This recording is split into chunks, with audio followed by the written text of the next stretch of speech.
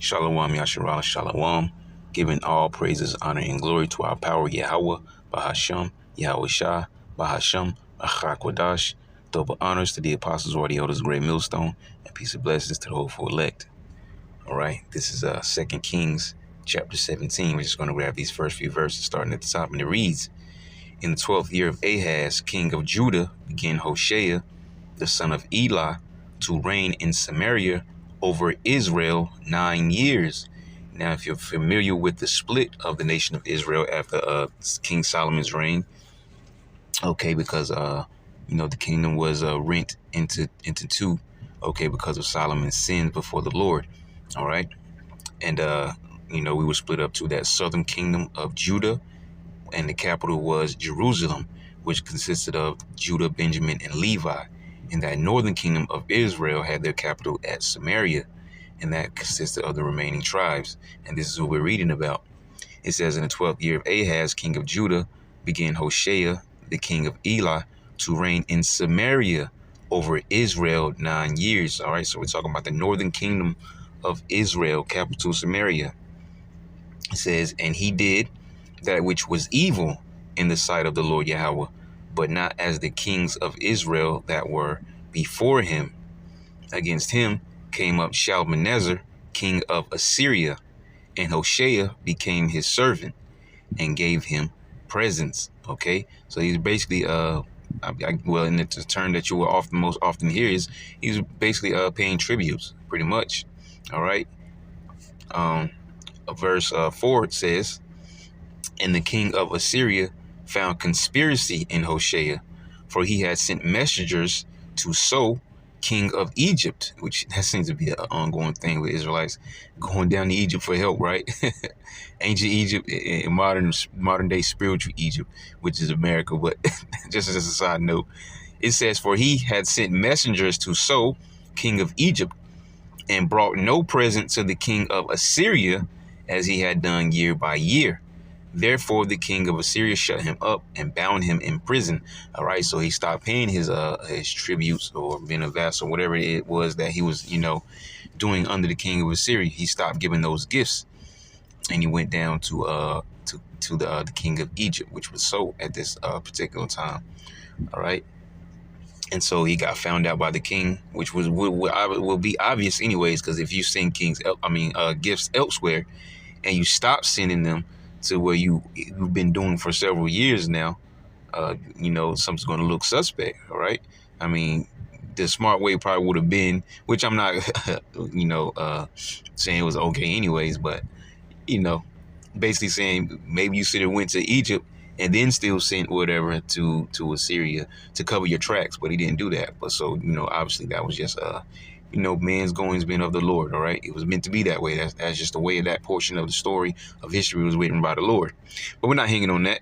Let's read it again. This latter half, it says, he brought no present to the king of Assyria, as he had done year by year. Therefore, the king of Assyria shut him up and bound him in prison.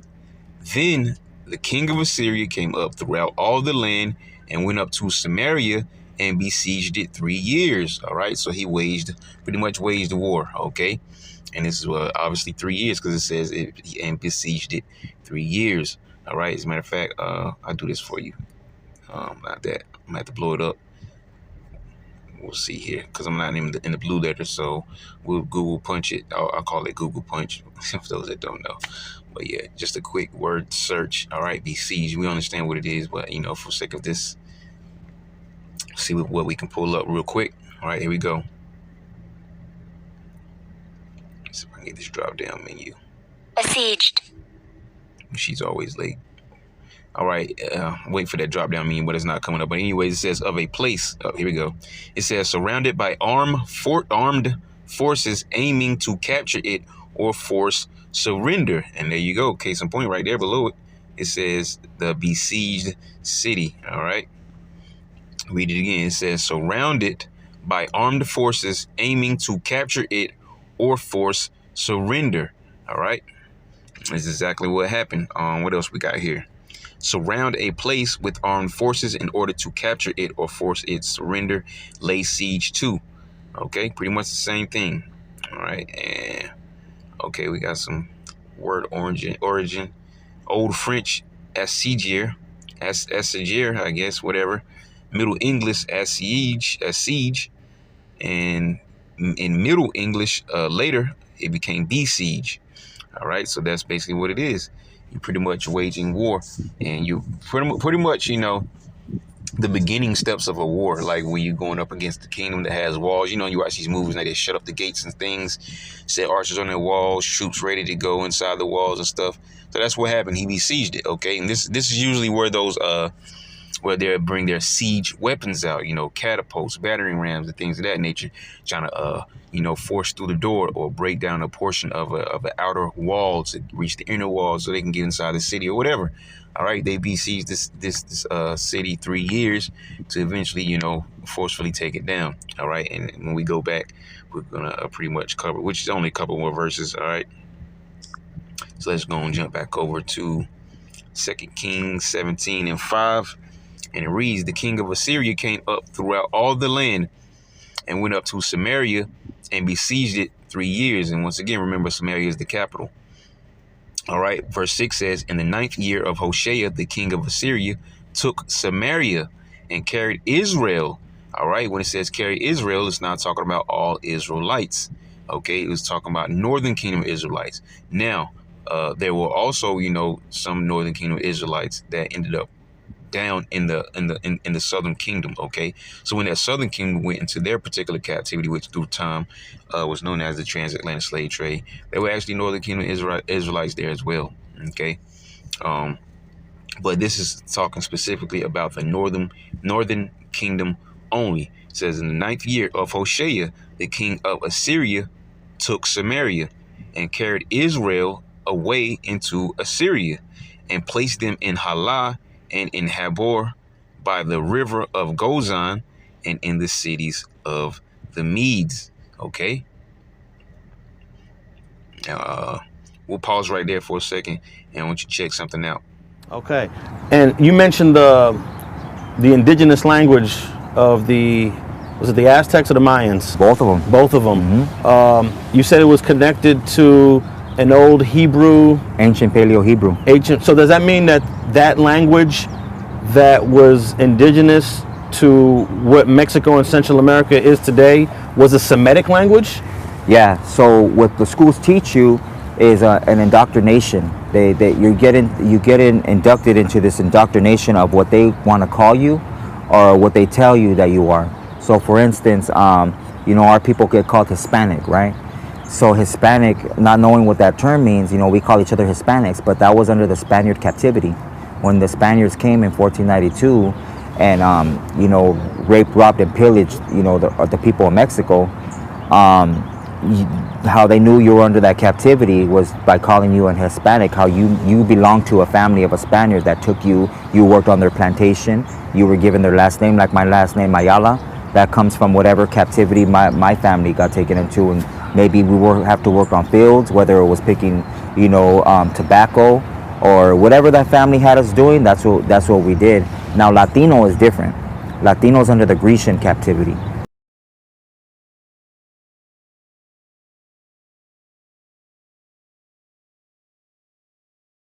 That's if you were Latino, or how they differentiated the both of them is Latino actually meant that your bloodline dated back to a Grecian or a Greek. And people that are from down south, Guatemala, El Salvador, just South America, they're not Latino. Their dads aren't Greek. We're still of this brown race. Like they call, black people or African Americans that are here now Africans, and they're not from Africa. They actually just got taken into captivity in Africa while fleeing Israel. Africans are Hamites. They're from the tribe of Ham. So they're just a different people, and that's why people in Africa don't accept the blacks that are here, the so-called blacks that are here in America, because they say those aren't our people, And history, they won't teach you. In my era, they taught us a little bit of Aztecs and Mayas and Incas, just a little bit, but they never tell you how our people got here. They'll never tell you. We came from somewhere. They'll never tell you, how we read the stars. We used a thing called cenotes. which were these ponds, reflection ponds, to read the stars. The other thing is, that's near where the shaman lived. And there was these sort of things, and I said, what are these? And they said, they're reflection ponds. I said, oh, like for like reflecting. And he goes, no, for reflecting. And I'd never considered that you don't look at the stars by going, but that really, you look down and you mark. In 7 years, when it comes around again, you're like, pattern. Because I'm always like, how do you look up and learn a pattern of that? Right. But by looking down. So they had ponds just to look at the reflection of the stars and map them out. Yeah, the shaman did. That was like in their neighborhood. And the way we were shaman is if you had a birthmark on your head when you were born, they immediately were like, 2 boards, rope, and just put 2 boards and roped you and Flatten began a your head out. lifetime of, so you're a shaman. While Columbus was looking up at the stars, trying to read them, trying to find these holy people that had a blessed land that was promised to them, full of riches and rich soil and all this and that, he was looking up at the stars. And he didn't know how to use the geometry using the reflection ponds. And that's how we got here. Our real name is not Aztec. It's Issachar. That's our real name. It's Issachar. That's our real name. It's Issachar. That's our real name. It's Issachar. That's our real name. They gave us the name Aztec because it means people of time, because we kept time in numbers. And so that's where that came from. So it's really important to know your history, you know? Now, are any of your tattoos reflective of that ancient culture? Yep. One of them is the high priest right here, which you would go to, to seek wisdom, either medicine or sacrificing, stuff like that. You talk about human sacrifice? Yeah. Which was pretty common in the 11th, 12th century. Yeah, and yeah, it was. A lot of people don't know why they would sacrifice, for worshiping the sun, but most of it was young children for the benefits of the adrenalized blood. 2 Kings, the 17th chapter, verse 7. For so it was that the children of Israel had sinned against the Lord Yahweh their power, which had brought them up out of the land of Egypt from under the hand of Pharaoh, king of Egypt, and had feared other gods. One of those main sins, all right? Exodus chapter 20 tells you he's a jealous power, okay? Thou shalt not have no other gods before me, and walked in the statutes of the heathen, whom Yahweh cast out from before the children of Israel, and of the kings of Israel, which they had made. And the children of Israel did secretly those things that were not right against the Lord Yahweh their power. And they built them high places in all their cities, from the tower of the watchman to the fenced city. And they set them up images and groves in every high hill and under every green tree.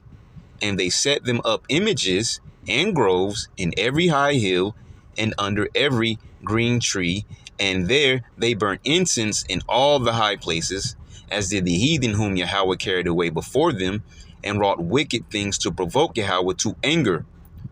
For they served idols, whereof Yahweh had said unto them, Ye shall not do this thing. Yet the Lord testified against Israel and against Judah by all the prophets and by all the seers, saying, Turn ye from your evil ways, and keep my commandments and my statutes, according to all the law which I commanded your fathers, and which I sent you by my servants the prophets.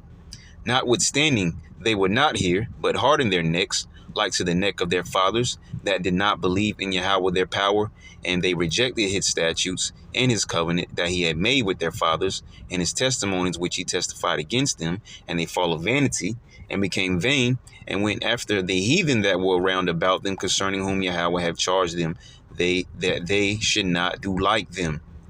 And they left all the commandments of Yahweh their power, and made them molten images, even to calves, and made a grove, and worshiped all the host of heaven, and served Baal.